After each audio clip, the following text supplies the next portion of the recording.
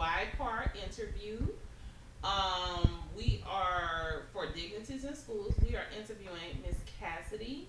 She has been a public school New Orleans student pretty much her entire school career, right? Right. And so we're gonna start off at the beginning, even though this we have some questions, but it'll go into a conversation because, like, yeah, I'm not asking all these questions. So one of the first questions is, what do you think your biggest challenge was when you was in school? Like, what was one of your biggest challenges?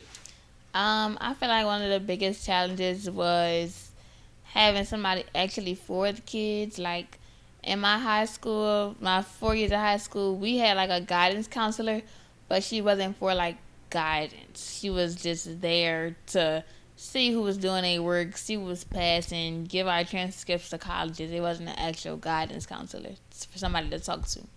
So you think it would have been better if they would have actually had somebody in there that was counseling y'all? Right. We had like a one therapist, but ain't no way he could counsel everybody in the school. It's like one person. It was 4 grades, and we had like 3 to 400 children in each grade. So Okay. So what do you? Yeah, you've already kind of touched on what you think. Your school will make your school better. So let me ask you: do you feel you were treated fairly, like from middle school through high school? middle school, most definitely not. High school, yes, because we all the same color. So So that's that made a difference. So can you tell me a little bit about like your middle school experience? middle school. I was going to the same school from like whenever you start school, like pre-K 3, all the way to the middle of 7th grade year. I was going to Audubon Charter. It really started like 5th grade. Well, I'm guessing we noticed it in the 5th grade. I'll say that. My grades were being changed. I was basically being failed in only one of the same classes, and I had the same teacher for like 3 4 years. I was doing the same thing over and over again. So So what was the dynamic in Audemars Child? What was the race dynamic? predominantly white. Predominantly white. And do you think it had to do with racism? 100%. We did have two sides to Audubon, which is French and Montessori. Montessori, of course, was predominantly black, but the French side was most definitely like about 99.5% white. There was only about 6 of us. So yeah. So do you feel like at that point they started to not just not support you, but actively like kind of push you? I feel like they pushed all of us out. There was only one in our. Well, we had two. They kept him back a grade, and then the other one, he was the only one that finished. Everybody else left and went to different schools or even moved states. Wow. So one of the other questions is like, so what do you think could if you had a magic wand, like what do you think you could do to like start fixing some of those issues? If I had a magic wand to fix any of the issues, I would say like really treat kids all equally. Like I feel like there's no reason to have a certain type of belief or feel some type of way about like however you feel to a child. Like no matter how you were raised, how you present yourself, all that type of stuff, you shouldn't feel any certain type of way to a child. That has nothing to do with like nothing.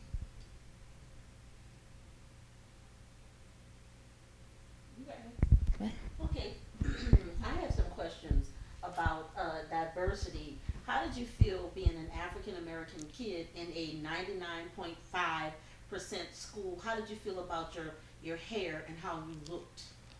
My hair was most definitely a problem in school. There was one incident where I wore my hair out in an afro, and I had to sit in the back of the class because nobody could see you behind me.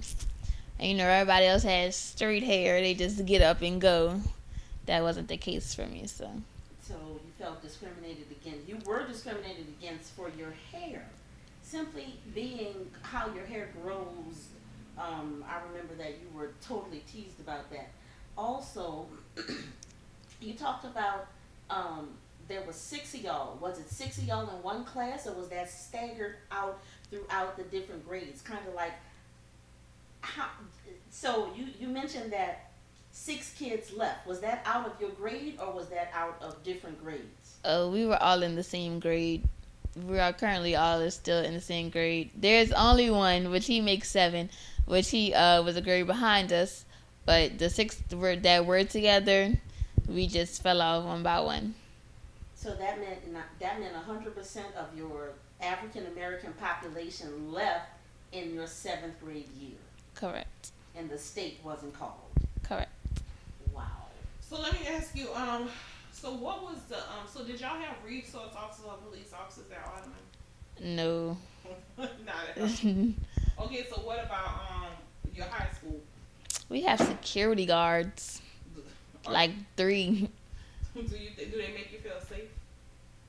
I mean, there was nothing that like really like went down for, other than like fights or anything. There was nothing really like life threatening that I was like, "Mom, come get me right now." But So you think that the resource of the security guards, some of these salaries could have been better spent with maybe a real guidance counselor or something?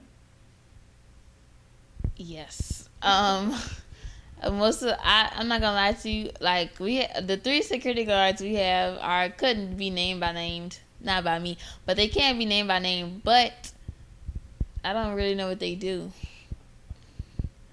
I mean, one sit at the front desk. The other one has an office. I think she moved up to something else, but I don't know what they do. Okay, so tell me, have you ever? Okay, so what is the dumbest thing you ever heard or saw a kid being punished or suspended for besides, of course, your hair? Besides, I don't. I would say most of the suspensions from like high school were for fights. Um, From middle school, what were the suspensions for? there were none. They were Kids don't get suspended. Right. Not them. Well, not us either. I don't know about it really. I don't. Well, that's good. I mean, you went to some of the best schools in the city, though. Right. Right. So, okay. I can remember one. The young lady who was being bullied and constantly beat up, and then finally she stands up for herself, and she didn't get to graduate last year. So, what about what about uniform policies? Did you have any? Oh, Audubon? No. We only had a dress code for PE, but they had a specific shirt and specific shorts for us. And then for Easton, you know, all black shoes, no hoodies. I mean, so that's okay. That's one thing somebody probably got suspended for were our jackets. They would send us home in a quick minute for our jackets, which don't make no sense. But Okay, so do you agree with the uniform policy? not at all. I just feel like a jacket don't have nothing to do with nothing. If I got the pants on, if you could see my shirt, I don't really see what difference a hoodie makes. They say it's to see who comes in and out of the school, but I feel like if it's not on their head, then what's the difference from? What about cell phone and bathroom policies? Did they have any of those? You can't go to the bathroom 15 minutes before. 15 minutes when class. 15. When class starts, you got 15 minutes you have to wait, and then when class ends, you got 15 minutes, till the bell rings. But bathroom process for that. Our phones, we didn't really have a big policy on the phones. It was just like, get off your phone. It's certain teachers would take it. It depends on whose classroom you were in. Okay. So you were kind of okay with the bathroom policy and the phone policy? Yeah. All right. So, yeah, I think that's almost it. Do you feel like you have to stay? I haven't seen your community. What? I don't understand this. Okay, let's see. Okay, did you receive a code of conduct from any handbook? We have a code of. Yes, I like. Surprisingly, the same. That's so crazy now that I think about it. The same handbooks that we have for Easton was like exactly the same way designed for Audubon. Plastic, the little, writing the agenda, bathroom pass, all that. It was like it built the exact same way. they have like the rules in the front of the book. So do you feel like it was easy for you to understand? I probably didn't read it. I'm not gonna lie. It's like a verb. Tell me the rules verbally, and then if I had to use the rule book, I feel like if it ain't in the rule book, I could do it. That's how I feel. Right. If it's not written, then you just making stuff off your head, and that don't count. Do you feel like do you know who was on your school board of your individual schools? There's one man I know that's on the school board. I can't name him. Wait, is the superintendent on the school board? No. Oh, No. well then no. So I mean, so each one of your schools had their own school boards, right? Oh, well I don't know. Well, yeah, it's very confusing at Orleans Parish. So yeah. So what supports did you have access to in either one of your middle school or your high school? What supports did you have? You talked about a little bit in the Eastern, but in your middle school, what supports did you have access to? Nobody.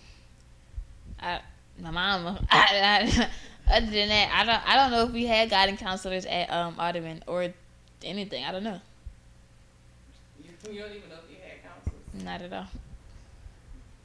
And so even when stuff was happening, like when you were like they was putting you in the back of the room, nobody sent you to the counselor, talk to the counselor. Mm-mm. Mm. Okay. All right. So if you have anything, did you feel safe, relatively safe in both of your schools? Safe, most definitely. Yeah, I didn't think anything bad or life threatening was gonna happen to me while I was wherever, but you know. Okay. So I'm gonna ask you the last two questions. One of the last one of them is, what do you love about your community? I feel like the community is very family oriented. I could say that for like I feel like just black people in general are very family oriented. Um, no matter what they got going on the second lines, somebody having a barbecue, everybody got cousins that they know and don't know. I feel like it's a very family oriented community. And the last question I'm gonna ask you is, what solutions would you offer, if any, to keep youth from being pushed out of schools in general, not just the schools you went to? Um, a solution to that, like I feel like there should be somebody really like in schools that really care and really they're not there for the paycheck. They're there for like that's what they really believe in. Um, a lot of people I feel like that work in the school systems, especially in New Orleans Parish, don't come from New Orleans or Louisiana in general. So I feel like they don't really understand like the stuff. Hold on, let me restart. um, I okay wait. Repeat the question. I'm sorry. Okay, so what if you could, what do you think would like keep children in school? Like, what's the solution to keep them from being pushed out of school? That's what we To keep children in school, I would say you have to keep like yes it's school. I know that's just supposed to be work work work, but I feel like you have to keep children entertained in school. Like you're not gonna want to do anything if it feels like a job without a paycheck. Like teachers don't come to work if they're not getting paid. So I just feel like and also feel, have somebody in schools that really care about the kids. Most of the people that we have working in our New Orleans school systems don't have kids, or they're most definitely not from Louisiana or New Orleans at all. So I just feel like have someone that's there for the kids, and that's what they actually love to do. Like really talk to the children about what's going on, because some people they feel like children come to school just gruntle and they just don't want to be there, or they just want to be hard headed, or it's not that. A lot of people go through different things and just take it out. A lot of people have random depression waves and or grief, a lot of stuff that just shows out in different ways, and they don't really believe in something's actually wrong at home, or something's actually wrong with inside of the child. They just believe that they just want to be disgruntled and mad all the time and not listening, hard headed and all that. But I don't believe that's the case. All right, thank you so much for your input and your wisdom. Appreciate you. DSC appreciate you. Amplified Justice appreciate you. And I'm sure the people at NEKC and YPAR appreciate your time. Thank you so much.